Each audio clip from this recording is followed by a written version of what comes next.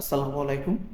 FZS বাসন্তীর bike অনেক সময় bike চলতে চলতে বন্ধ হয়ে যায়, কারণ পুরা ইলেকট্রিক সব কিছুই ঠিক আছে, তারপরেও কিন্তু আমরা অনেক সময় বন্ধ হয়ে যায়। কি কারণ সেটা খুঁজে পাই না।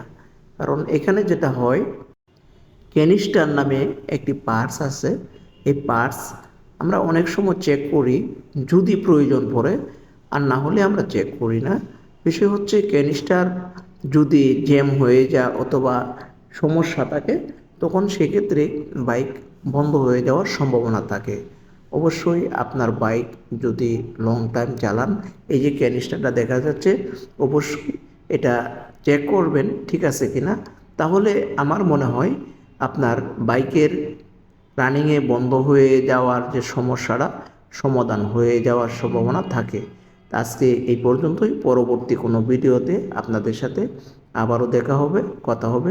সবাই ভালো থাকবেন। সবাইকে সালাম জানিয়ে আজকে এই পর্যন্তই। আল্লাহ হাফেজ। সবাই ভালো থাকবেন। প্রিয়